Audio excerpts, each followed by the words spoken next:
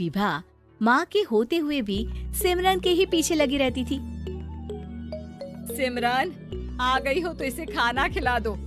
बोल रही है तुम जब तक नहीं खाओगी ये भी नहीं खाएगी। क्या है विभा, तुम खा लिया करो ना, मुझे ऑफिस से आने में देर हो जाती है। और कोई छोटी बच्ची तो हो नहीं तुम जो खाना भी नहीं खाती हो कि दीदी आएगी तो ही खाऊंगी। हाँ, छोटी बच्ची ही समझ लो। और एक बात, जब आपको पता है कि मैं आपके बिना नहीं खाती हूँ तो रोज रोज क्यों बोलती हो?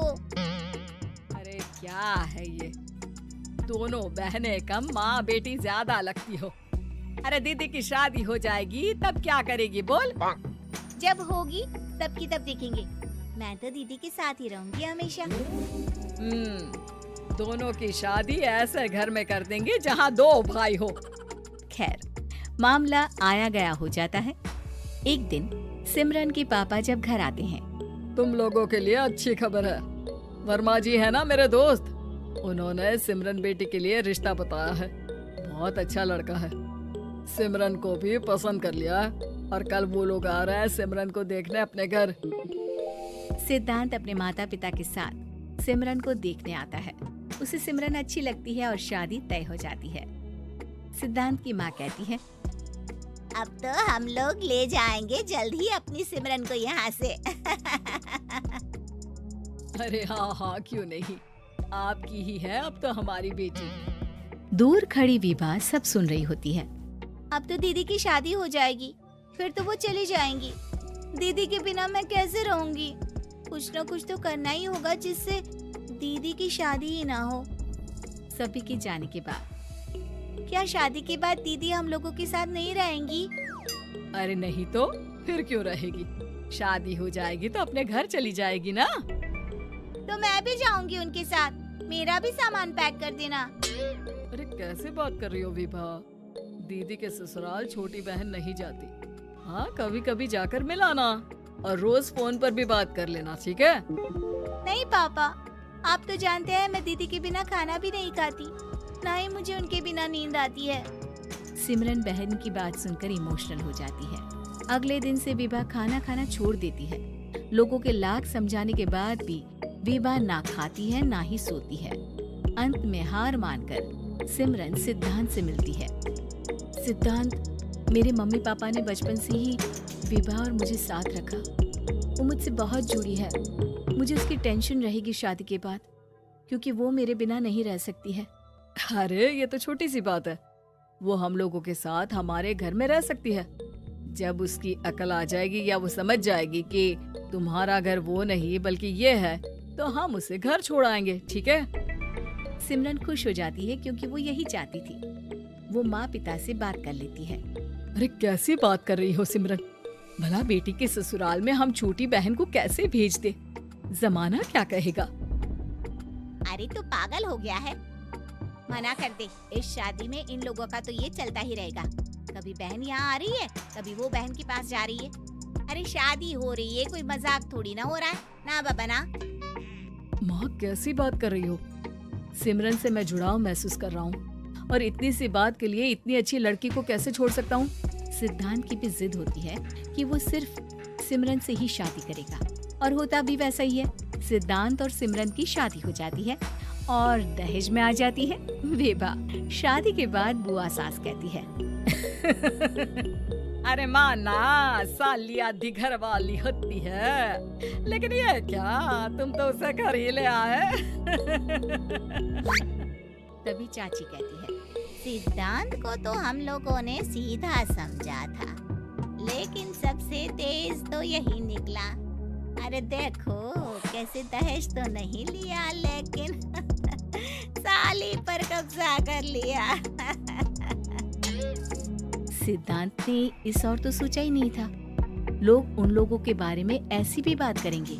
वो वहाँ से चला जाता है और चुपचाप अपने कमरे में लेट जाता है। क्या हुआ सिद्धांत, तुम अचानक से परेशान हो गए? कोई बात है क्या? अरे नहीं, वो थक गया था ना, शादी की सारी तैयारी और रस्मों के बीच सोच रहा हूँ थोड़ा आराम कर लूँ। हाँ ठीक है, आप लेट जाइए, मैं विभा का बेड लगा देती हूँ जमीन पर। क्या वो यहाँ सोएगी? हाँ, बताया तो था कि उसे नींद नहीं आती मेरे बिना। तो तुम आराम से लेटो ऊपर, हम लोग नीचे बिछा लेते हैं। अरे नहीं नहीं, तुम दोनों आराम से लेटो ऊपर, मैं माँ पापा के रूम में जा रहा हूँ। सिद्धांत वहाँ से दूसरे कमरे में चला जाता है जहाँ सिद्धांत के पिता उसे कहते हैं, क्या बात है बेटा, तू उस कमरे में क्यों नहीं सो रहा? बहू से लड़ाई हो गई है क्या शादी के पहले दिन ही? अब नहीं पापा, वो दोनों बहनों को बात करनी थी और मुझे नींद आ रही है तो मैं यहाँ सोने चला आया। अगले दिन सिद्धांत तैयार होकर ऑफिस जाता है। ऑफिस में लंच के वक्त दोस्त कहता है, क्या बात है सिद्धांत, इतना सारा खाना एक ही दिन में? हाँ यार, वो सिमरन को खाना बनाने का शौक है तो उसी ने बनाया है। यार हम लोगों की तो सिर्फ एक ही बीवी है, इसकी तो दो है ना। सिद्धांत को गुस्सा आ जाता है। कैसी बात कर रहा है तू? अरे तू तो भाग्यशाली है जो बीवी के साथ साथ साली भी आ गई। अरे साली लोगों की तो आधी घरवाली होती है, तुझे तो पूरी की पूरी मिल गई। सिद्धांत का पारा अब 7वें आसमान में पहुंच जाता है। वो खड़ा होकर उस लड़के से लड़ने लगता है। हाँ, मेरी शादी में मेरी बीवी के साथ मेरी साली भी आई है, ये सच है, लेकिन सिर्फ कुछ समय के लिए, क्योंकि उसने सिमरन को बचपन से ही माँ की तरह देखा और यूं अचानक वो सिमरन से अलग नहीं रह सकती थी। इसलिए सोचो, अगर मेरी बीवी उसके लिए माँ का स्थान रखती है तो मेरा दर्जा क्या हुआ? तभी वहाँ बॉस आ जाता है। माफ करना सिद्धांत, यहाँ इस मेंटल लेवल के लोग हैं, जरूरी नहीं साली सिर्फ आधी घरवाली ही हो, कभी वो छोटी बहन तो कभी बेटी भी होती है। वेल डन सिद्धांत। सिद्धांत को अब ऑफिस में कोई कुछ नहीं कहता, लेकिन आस पड़ोस का वो तो वही हाल रहता है। सिद्धांत ऑफिस से घर की ओर आ रहा होता है कि रास्ते में उसे अपनी कॉलोनी का दोस्त मिल जाता है। क्या बात है, चेहरे की चमक बता रही है, शादी से बड़ा खुश है तू, क्यों? हाँ यार, अच्छी लड़की और अच्छा परिवार मिलना कहाँ होता है जल्दी आजकल। यार हमें भी दिला देना ऐसा परिवार जहाँ एक के साथ एक फ्री की स्कीम चल रही हो। सिद्धांत को फिर गुस्सा आ जाता है। वो दोस्त को मारने के लिए हाथ उठाता ही है कि वहाँ विभा आ जाती है। अरे जीजू, रहने दीजिए ना, ये लोग नहीं समझेंगे कि इंसानियत क्या होती है। ये सच है कि दीदी से कैसे दूर रहना, ये मुझे पता नहीं था। आपने मुझे दीदी के पास रहने का मौका देकर ये समझने का मौका दिया कि लड़की का असली घर उसका ससुराल होता है। मैं समझ चुकी हूँ, मैं जा रही हूँ जीजू, लेकिन मैं खुश हूँ कि आपने मुझे अपनी छोटी बहन समझा। सभी उन लोगों को देखकर ताली बजाने लगते हैं। विभा अपने घर चली जाती है और सिद्धांत खुशी खुशी सिमरन के साथ रहने लगता है। Thank you for watching this video. If you enjoyed it, please hit the like button and the bell notification icon.